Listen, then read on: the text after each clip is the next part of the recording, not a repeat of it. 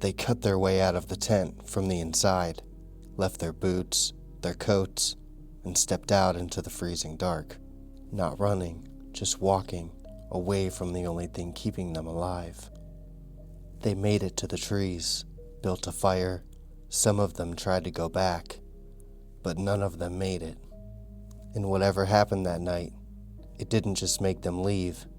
It made sure that something horrible happened.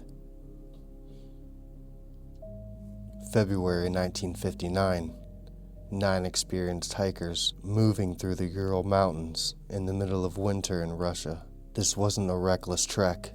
They had done trips like this before. Long distances, harsh conditions, remote terrain.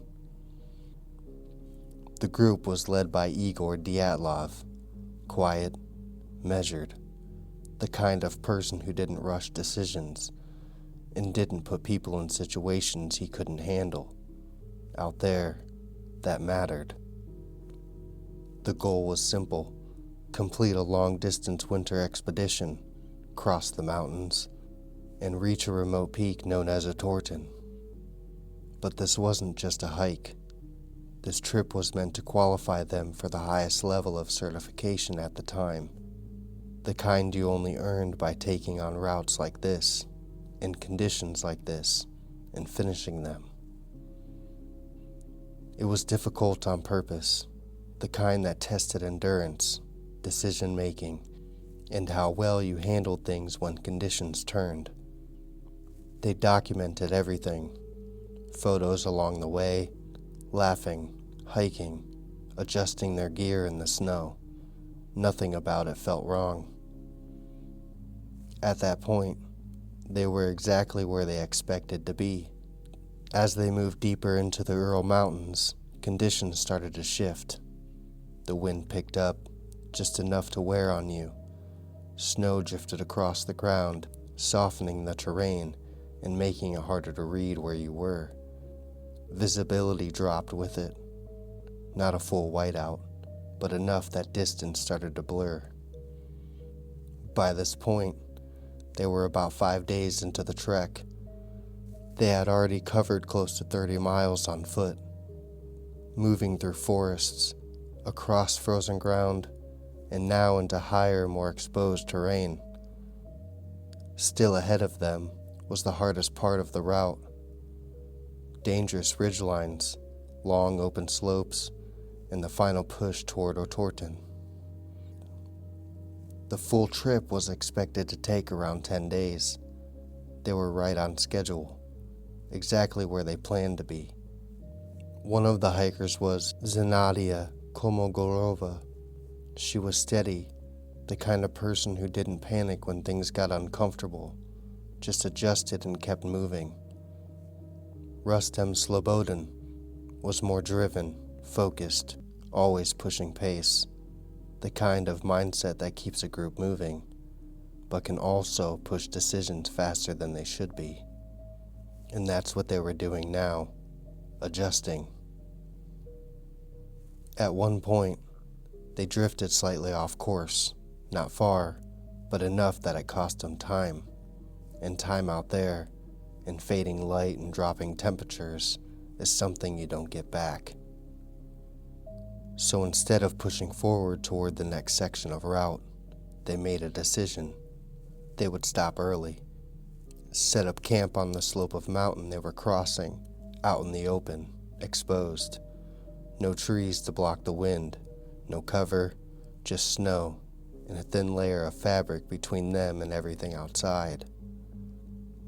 They pitched the tent, secured it into the slope, and settled in for the night.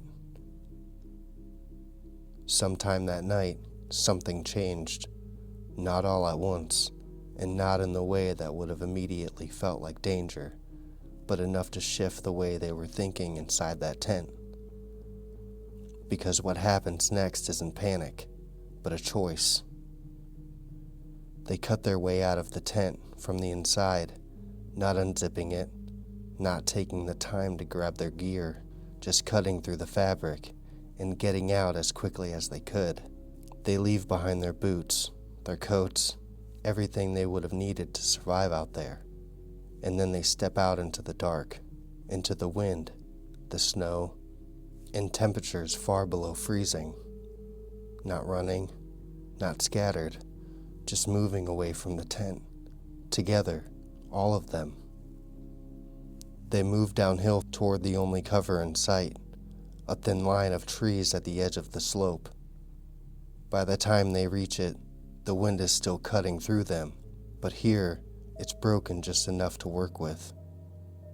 Yuri Doroshenko is one of the first to act, strong, used to pushing through harsh conditions, the kind of person who doesn't wait around when something needs to be done. He starts breaking branches, pulling together anything that might catch. Yuri Krivonishenko is right there with him. A little more lighthearted, the kind of guy who kept things from getting too serious on the way out. Now he's doing the same thing, working fast, focused, trying to get a fire going. It's not much, but it's enough. The flames stay low, weak, but it's something. Above them, the tent is still there, not far, maybe a few hundred yards up the slope, close enough that they would have known exactly where it was. And at some point, that becomes the focus, getting back. Rustam is one of the ones who turns, focused, driven. He would try to push through it. He doesn't make it far. Further behind him, Igor, still moving toward the tent, still trying to close that distance. Zina is somewhere between them, not as far up, but not at the trees either. All three of them heading back toward safety. None of them make it. Back at the tree line, the fire burns low. Doroshenko and Krivonishenko stay close to it, feeding it, staying near whatever heat they can hold on to. And at this point, the group isn't together anymore. Not because they chose to split up, but because something was going on. And out there, once that happens, you don't get to reset.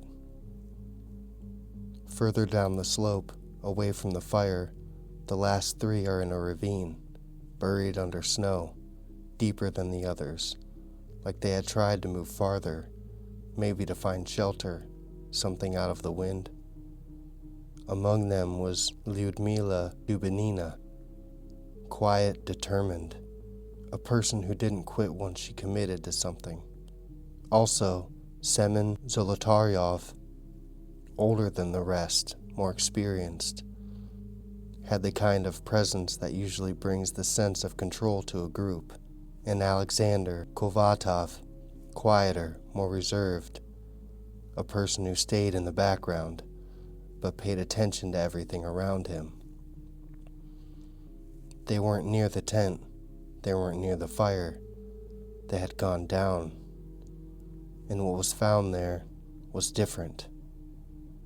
They had taken clothing from the others, layered it, wrapped themselves in whatever they could, but the injuries didn't match the rest.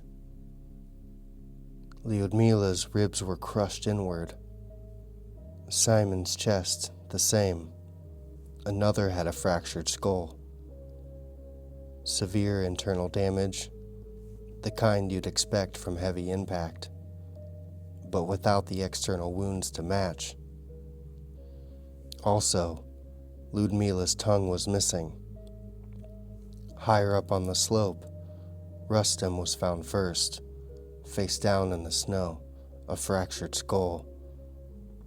Further up, Igor, on his back, hands positioned like he had been trying to push himself up or turn. Still between them, Zina, closer to the tent than the others, like she had almost made it back. All three of them, frozen in place, on the path back to safety.